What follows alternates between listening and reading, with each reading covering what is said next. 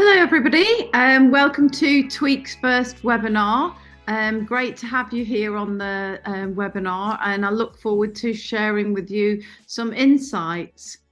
So if you move to the next slide, Chloe. So I'm the founder of Tweak Marketing, and today represents me being in marketing for 4 decades, which is a very long time, but I'm just as passionate about marketing today as I was when I was a teenager, when I was helping my dad do his marketing from the kitchen table in Lancashire. I was involved in the dot-com boom. I was head of marketing for Sun Microsystems and then for Nokia. So I bring a lot of experience. In fact, I did the first ever live music broadcast with Paul McCartney in the UK, and launched the Digital New Media Centre at the Institute of Contemporary Arts. And now my agency supports some of the leading AI startups in the UK. So today I want to share with you some of my insights.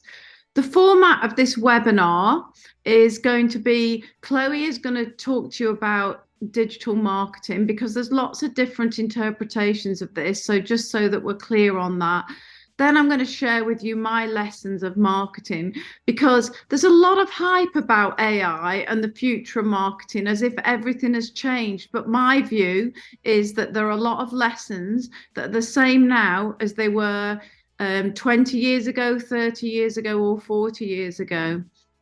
Then Chloe's going to go through some insights on AI and ChatGPT, share some examples, and then to end, I'm going to share with you some pitfalls that I think all of us should try and avoid.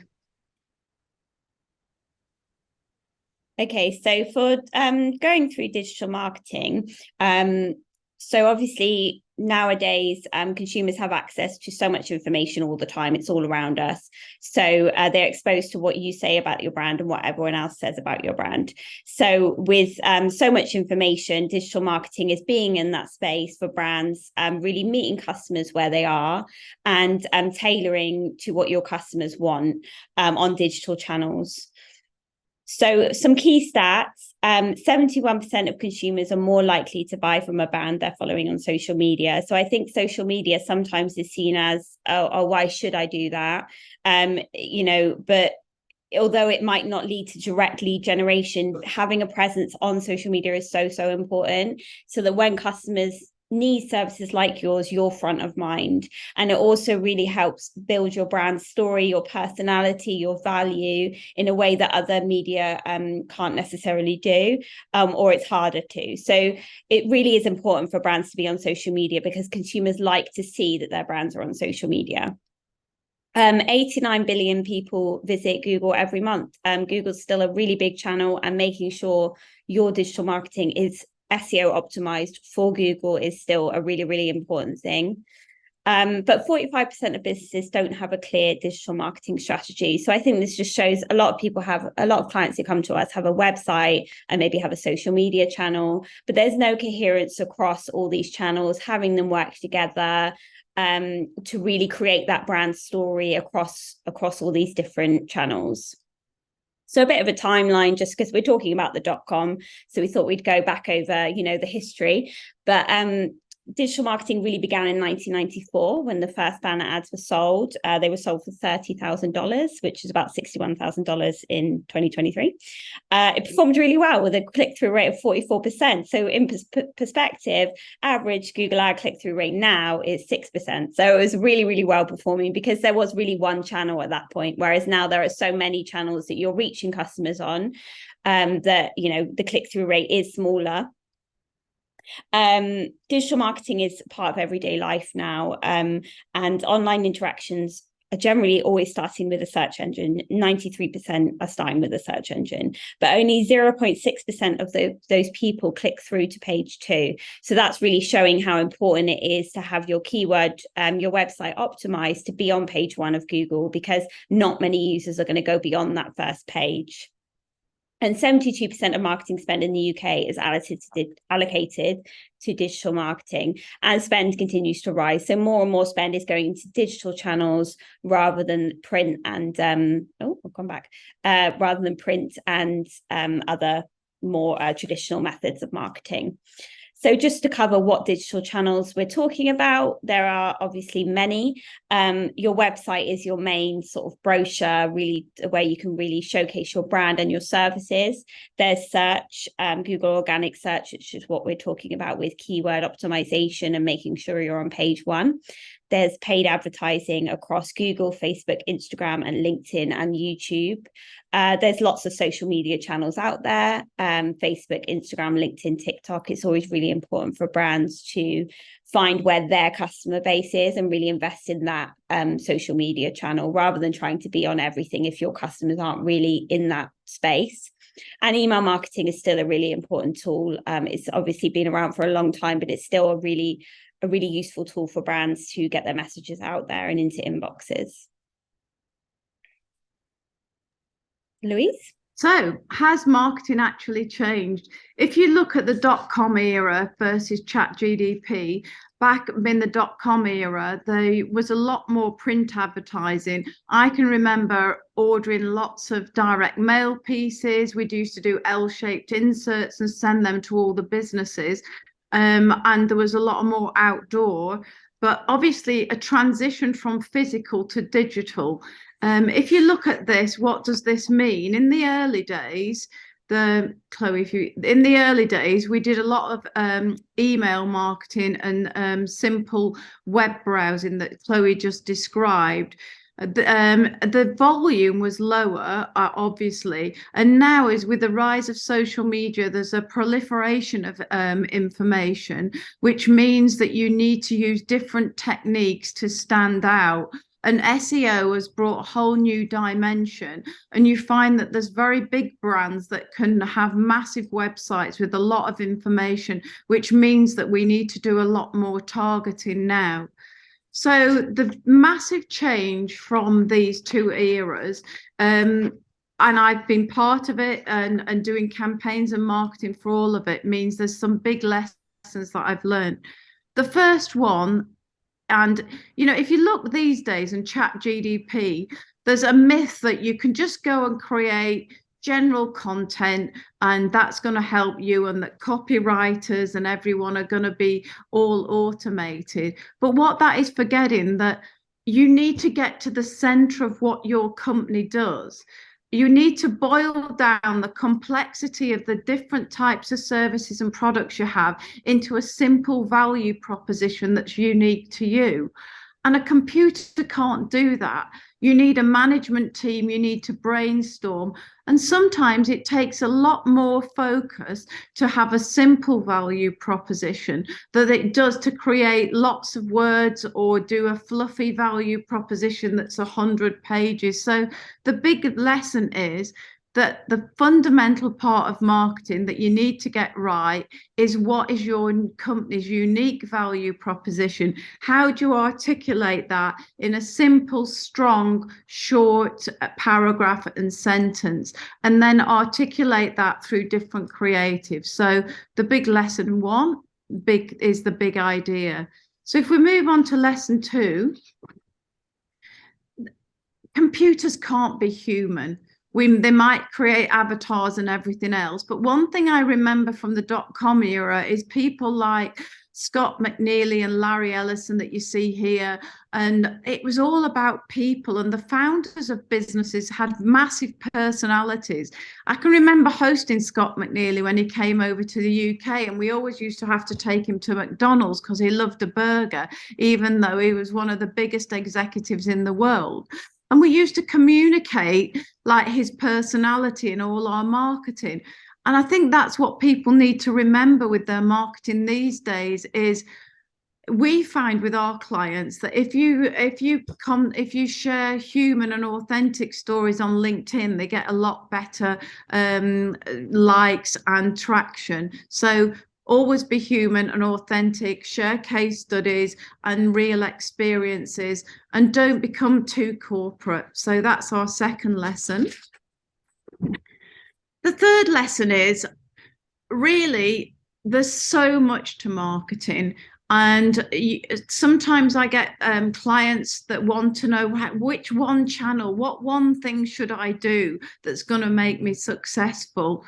But life isn't that simple. And I really believe that the success of marketing, right back from when I was doing campaigns at Nokia and everything else, is about having that central brand proposition in the middle, then knowing who you're going to target, articulating that message in customized ways for different audiences, and then using multiple channels. And maybe sometimes you could hijack one channel more than another. You might decide to do targeted ads on Facebook or LinkedIn and really do a burst, or you can do a takeover in a physical environment, but getting them all to work together. And I think one of the lessons is try and get a team that can work through all the different channels and get it working together. If you have it all fragmented, then it's not going to gel, and the customers won't get an integrated story. So that's our third lesson. The fourth one is, and we've got ChatGPT, so yes, you can go online and you can get articles written for you. I know some students are doing this for their dissertations, and I also clients are doing it. But some of that language can be very fluffy. It can be very untargeted, and it doesn't provide new insights. I really recommend doing polls of your customers, or doing customer journey stories, doing sound bites, employees. So getting some really interesting content, getting photos of your customers and facts about results that have been delivered, so that your content is really unique, and then packaging it up in interesting ways. So infographics, ebooks, little mini animations. So investing in that rather than trying to get a cheap hit by just doing generic content. The next one is about people and values. And I think this is more and more important in this Me Too era. It's like, be transparent about what you stand for. Respond to your customers on social media. If you've made a mistake, own up and recognize it, and feedback what you're going to do to change that behavior. Respond to customers, employees, and like really show that you care, and be transparent about your values. What are you doing for the community? What are you doing about sustainability? How are you providing good value? So all those things can't be automated. They need to be felt and lived by your brand. The next one is diversity and change. A lot of companies find that you can get bureaucracy, you can get people that are scared of taking risks. And especially with more people working from home, it's sometimes difficult to brainstorm and come up with new ideas. So I would really embrace companies to broaden creativity, and really embrace communicating in different ways. Represent different types of your customers and different employees. That will broaden your appeal. Yeah, so those are my 6 lessons, and as you can see, none of them are based on technology. They're all based on intellect and uniqueness. Thank you, Chloe. Okay, so looking at the future of digital marketing and AI and ChatGPT. So AI technologies are obviously really revolutionizing digital marketing, and digital marketing has undergone a lot of changes over the last few years. AI and machine learning has led to the development of new tools and technology that are changing how marketers interact with customers. So ChatGPT is obviously one of those, which has been in the news a lot. But there are a lot of ways that AI is is already in marketing in terms of search engines, but there are a lot of ways that it works with customer segmentation, targeting, automated personalization, predictive analytics. So although it's really this year really seen a boom because of ChatGPT, and there's a lot of it in the news, it has been around for a while. It's just come to the forefront recently. So what is ChatGPT? So you may have had a go yourself, but ChatGPT is a natural language processing tool. It allows you to have human-like conversations and much more with a chatbot. It can answer questions, assist you with tasks such as composing emails. It's been a lot of universities are having problems with it, writing essays for students, and it also can help developers with writing code. It can be integrated with chatbots on websites as well for more of a human conversation. And some social media tools are even starting to use it to generate social captions for brands. So there are a lot of ways that it's used. How it works is you basically go on and you ask it to give you some sort of information. So you can see here, I've said, what should I tell my webinar attendees about ChatGPT? And then it's given me 4 or 5 sort of long points about what it wants to tell you. You can then write back to it and say, I want shorter, please, if you want it to be shorter, or I want it to be more about this sort of thing or this. So it really works as a conversation, and it adapts, and it's constantly learning. It's constantly learning from what you're telling it, so that it can then use that and grow. So it is it's quite a powerful tool in terms of the way it learns and the way it sort of adapts to what you want. So there are a lot of uses in marketing for ChatGPT. It can be used to analyze customer data, can be used for brainstorming new content ideas, can help with SEO optimization and getting keywords into copy. It can be used to generate copy for lots of things, ebooks, letters, blogs, etc. It can help offer responses for customer service automation through an integration with your website. It can help support market research, and it can also help in assisting web developers in debugging code errors. So the benefits obviously are improved customer service and engagement, because having it integrated with a chatbot on your website can help users who come on your website have more of a natural conversation and get the information they need. It also can really help with targeting and content marketing. So it can help give you sort of save time and resources in analyzing bulks of data and also writing content.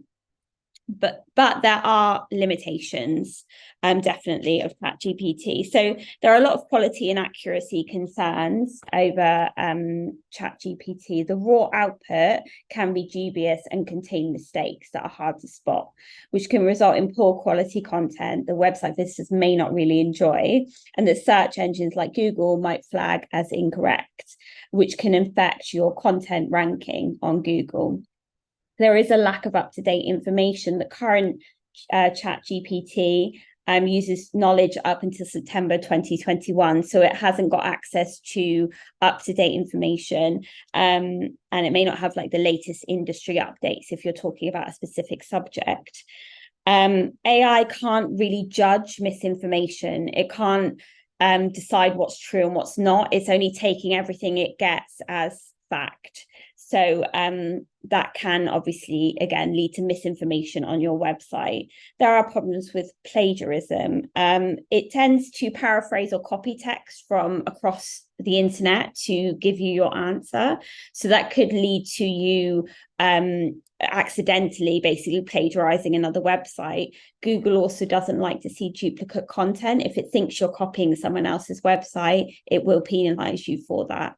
So plagiarism not only has a bad effect on your brand, but also on your ranking possibilities. It has specific instruction requirements. It can get very confused by ambiguity. So you have to be quite specific on what you're asking it. And it can take quite a time to get used to the way you need to instruct it. It's not just going to know exactly what you mean as soon as you write it. It's sort of learning the way that it needs you to talk to get the right content. Search engines do are more and more prioritizing high quality and accurate content. So obviously all those things we're saying about accuracy, about possible plagiarism, about not having up-to-date information can all impact on your search rankings. There's also the problem that a lot of the stuff that comes out of ChatGPT is very generic, like Louise was saying. It's, you know, all sounding a bit the same. So the concern is that if everyone relies on ChatGPT, all these brands are going to sound the same, and no one's really having that human, real conversation, real value, real story.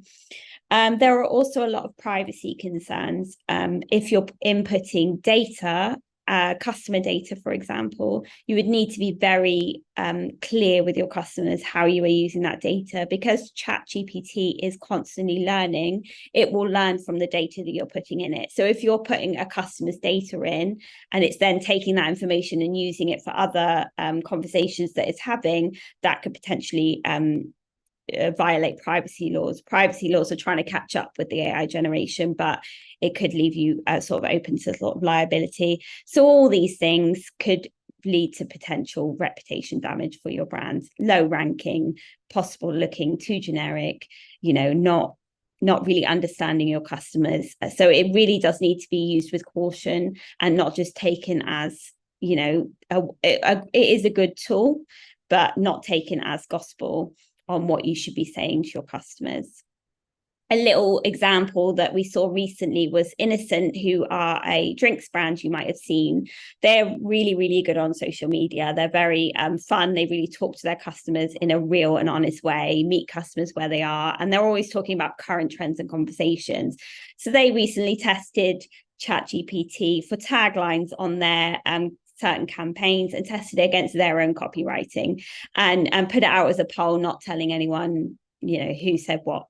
And they won on every occasion. And a lot of the comments were saying that the ChatGPT taglines didn't have that personality that they like from Innocent, didn't have that real fun element that is what the Innocent brand is. So it really does show that, you know, although it can write a well-structured sentence, which can help sometimes, you're losing that. If you rely on it too much, you're losing that real personality of your brand. In terms of search engines, AI has been used in search engines for a long time, but search algorithms will probably get more sophisticated. Voice search optimization is obviously becoming a bigger thing as people use their Alexas and things to search. There's more personalized search experiences based on user preferences and behavior. Natural language understanding is helping search engines understand more complex queries. And it's continuously learning and improving search results. All these things will probably mean that your content on your website needs to be really relevant, really interesting to users. More and more for search engine optimization, brands can't just rely on putting in keywords. There needs to be really interesting and engaging content on your website, because as these search engines become more and more sophisticated, so does your content on your website. So just a few examples of like some great campaigns, just to sort of come back to these learnings before we move on to the final section. So I've obviously talked about Innocent, but there are a few other brands like Aldi and Greggs, for example. There are a lot of brands now that really use social media to have a personality and to really show their users their personality. They can have fun, and they are talking about interesting, relevant, fun things. So, for example, Aldi did a lot of memes and stuff around Love Island when Love Island is on.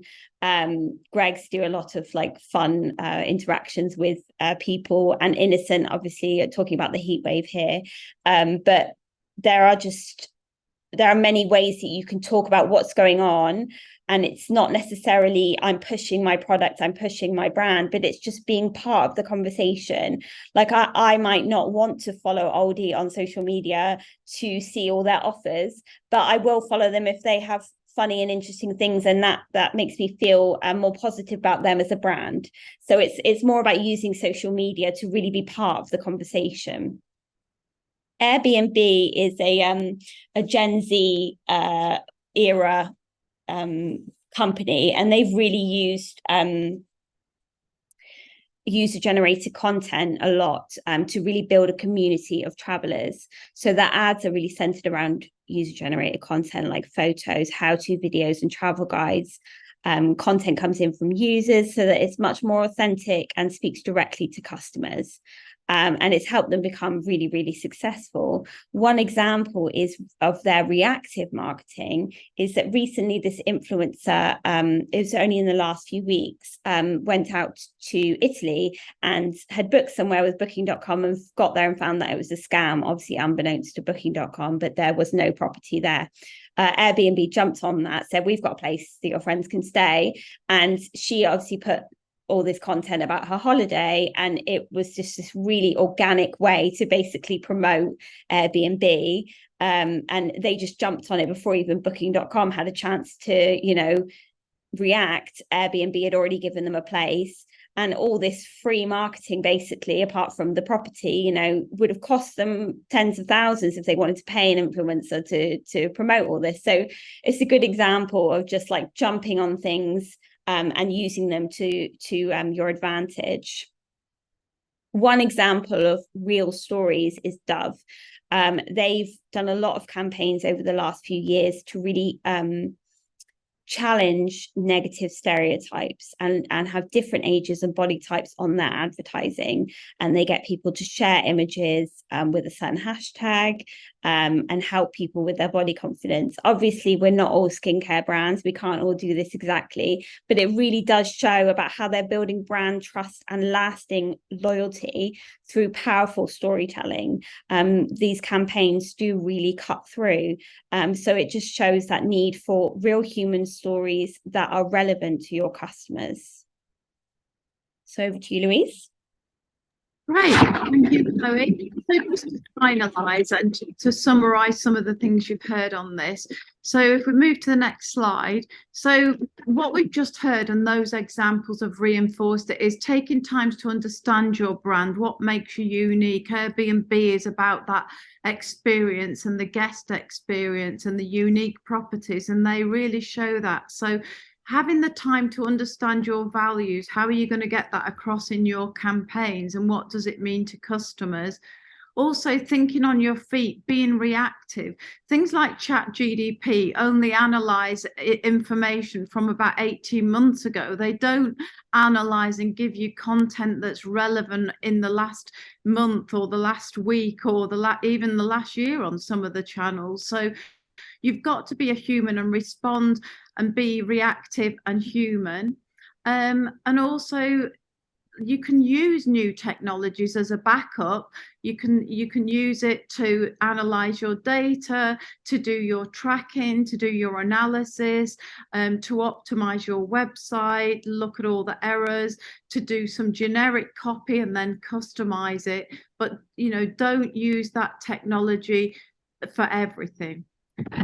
So the next three lessons are: understand your audience and understand different parts of your audience. So, a lot of the brands we've talked about will do campaigns for different generations or different geographies, and they'll do hyper targeting, small targeted campaigns. They'll use influencers and they'll do research and really have personas, which is very intense rather than doing just generic marketing. Focus on niches, have real data analysis, understand your consumers, which you can do through a lot of the data tools that are there available in the back end, and then adapt your marketing strategy for that. And also, don't think you can stop your marketing. It's that old adage, your customer needs to see your brand about 15 times until they feel confident in you. And you need to keep nurturing that relationship. And don't get obsessed just with your top big customers. Keep building a smaller pipeline of business and keep your smaller company customers happy as well, because they will grow. And then finally, three things that we often don't talk about: budget. you know, marketing isn't free, unfortunately. It takes time and resources. But Forrester say that project that budgets in marketing are going to grow by 30% over the next 3 years. And a McKinsey study showed that if you invest in marketing over 5 years and keep it consistent, you will get a plus 20% increased return on your investment. So a stop-start approach is really going to hold you back. So ensure that you have the right budget. You know, there's some percentages that people band around in B2B. There's some theory that it should be about 5% plus. And then also make sure you embrace change, that you change your message, that you change the channels you use, you change your stories. And that way, with the right budget, consistently communication and changing your message so that it's relevant, you're going to have a real impact with your marketing. So I hope you found this useful. Obviously, we're a marketing agency and we'd love to help you, but we're really here to share our insights because we're very passionate about marketing. I know we're a little bit over time, but we'll now open up if anybody's got any questions.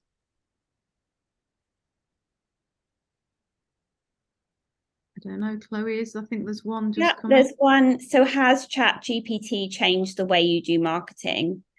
I think, as I was saying, there's a lot of things that ChatGPT can do, and it does help a lot with saving time on data analysis and helping with content creation. And obviously, because we're a marketing agency, we do, try these things out. But more and more we're seeing that the stuff that's coming out of it is very generic, and there's still a lot of work that needs to be put into these things. So it's good as a base for sort of research and stuff, but it can't be relied on. So I think we're still inputting a lot of our own sort of brand personality and things like that into it. It's not something you can just rely on to spit out stuff and it be correct, basically. Is there any more questions?